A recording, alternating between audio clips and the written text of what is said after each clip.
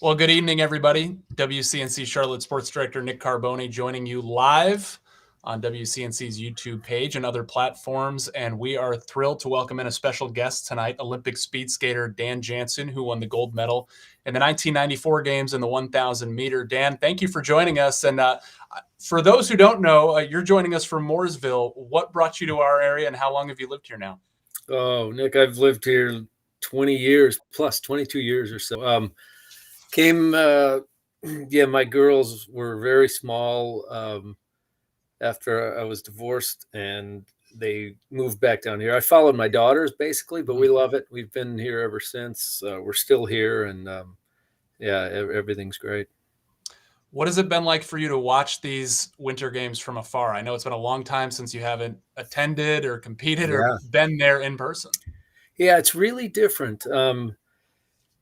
I will say I get to see a lot more of the other sports and Yeah. things this way because when I'm there covering either obviously skating for 4 games and then covering for 5 or 6, I'm pretty much focused on speed skating alone. And so I'm seeing some of the other events now a lot more than I have. And fascinating. I love it. I'm glued to the TV. So, yeah, it's fun. I'm sad right now as I just Yeah. watched Michaela Schifrin fall in the slalom, but she's got the combined still to come, and hopefully it'll go better.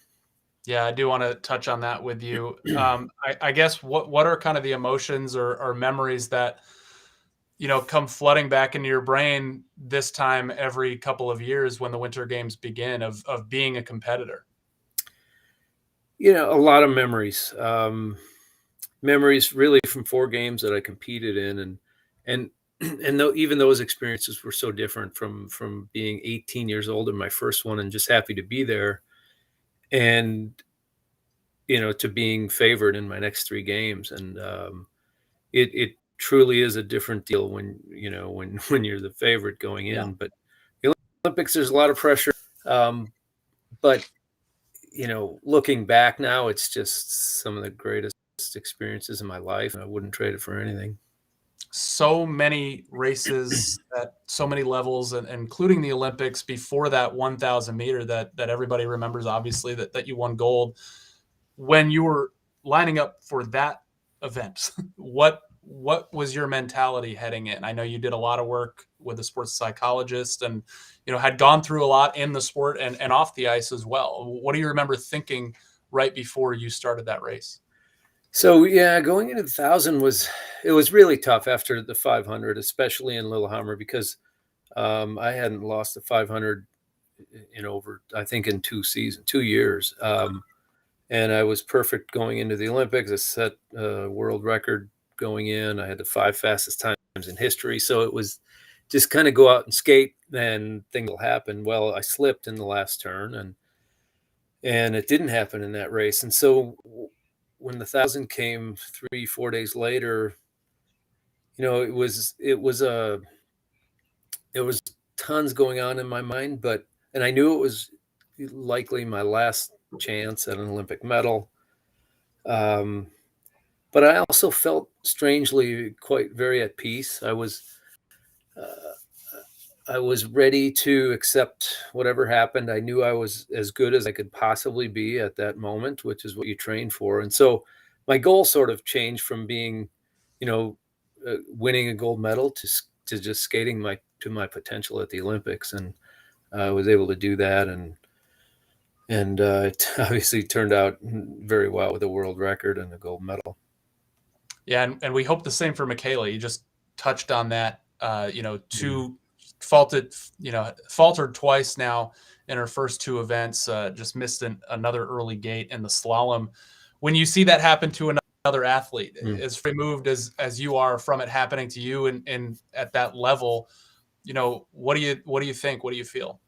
I feel heartbroken for her. I really do, and look. I mean, she's proven that she's the best in history. Everybody knows that.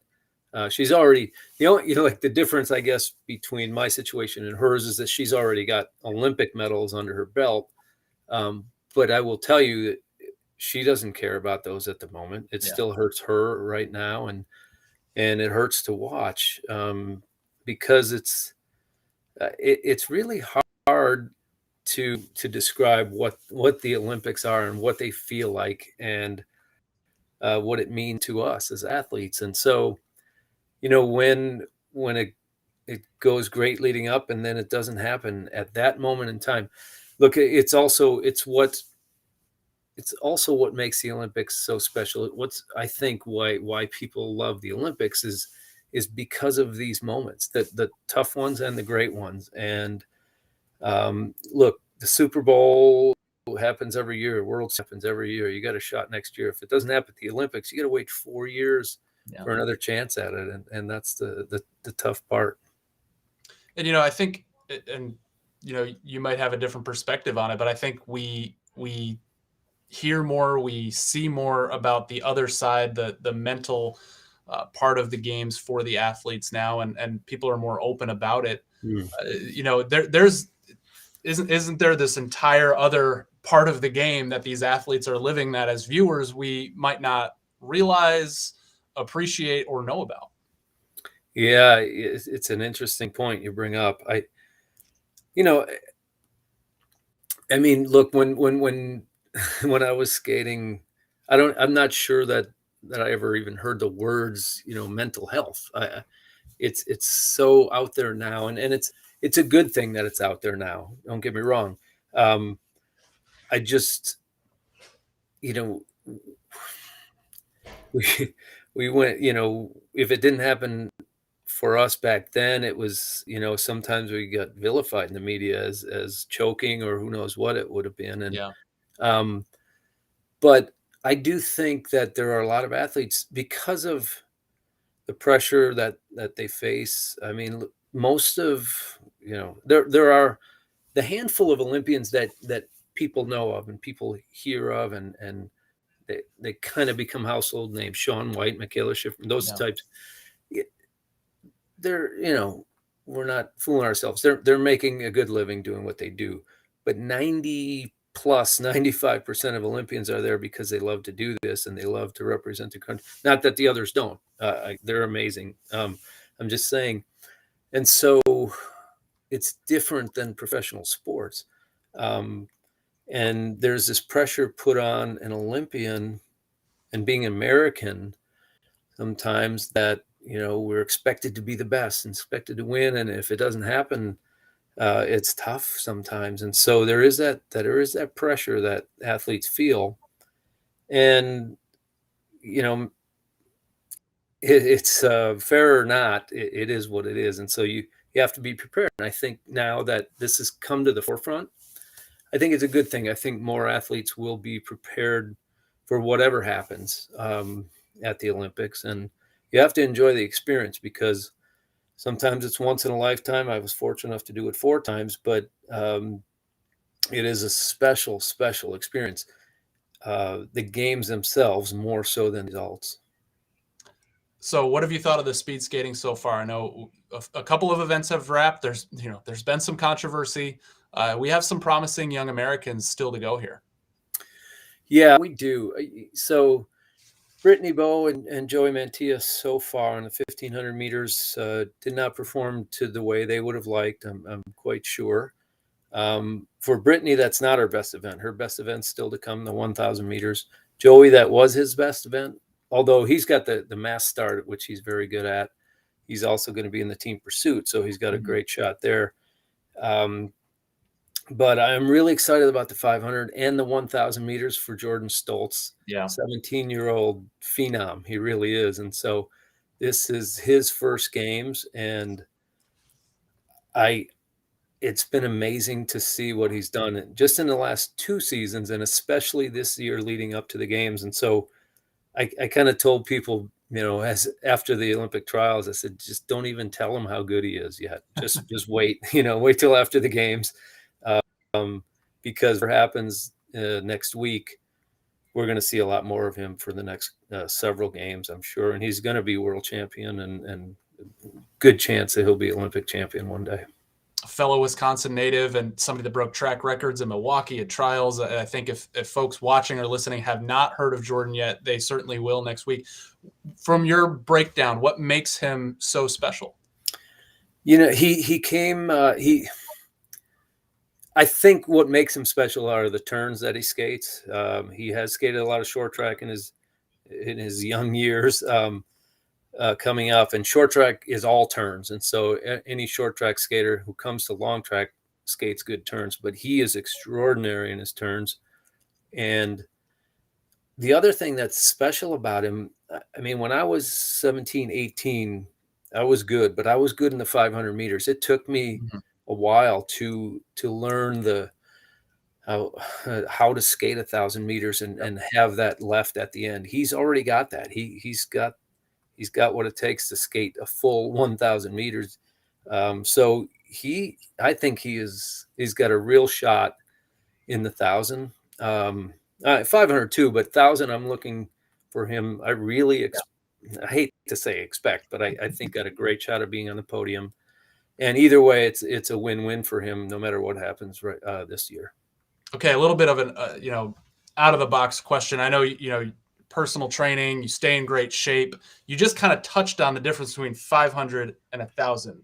But when you talk about short track and going from 500 to 1,000, I know there are different athletes, 5K, 3K for the women. I mean, especially in those lengthier races, what does it take for the body and the athlete to get through those races? So for those races, and men even go up to 10K. Mm-hmm. It's a whole different deal.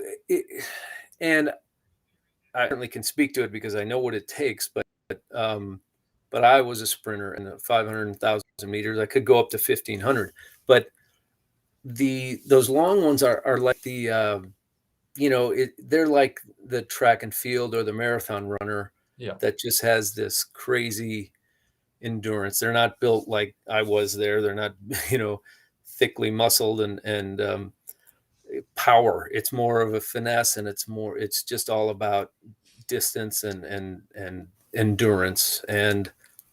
But having said that, it hurts no matter what. It hurts. And these guys and these women, they fight through that pain, and it's amazing for me to watch. Every time I watch the top guys, it's crazy. Dan, before I let you go, is there anything going on with the foundation you want to get out there? Any events coming up? I know things have been interrupted a little bit the last few years, but we know the good work that you guys do there. Yeah, I appreciate it. So, yeah, our biggest fundraiser is in October. So that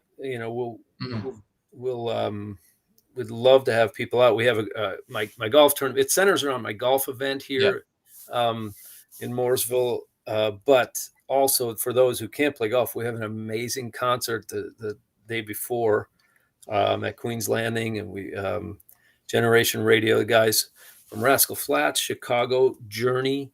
It's kind of a super group, and they perform and they blow people's minds how good they are. So it's really fun. We'd love anybody watching.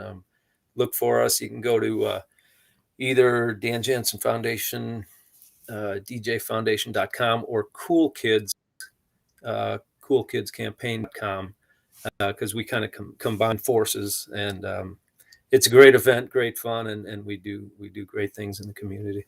Our digital folks just threw the link in our comment section, so they're on top of it. And thank you so much for joining us. Maybe you can be on a golf course and watch the Winter Olympics on the same day, on the same weekend for once. So I plan to do that tomorrow, Nick. I figured. Dan Jansen, Olympic gold medalist. Thank you so much for joining us. Thanks, Nick. Take care. Too.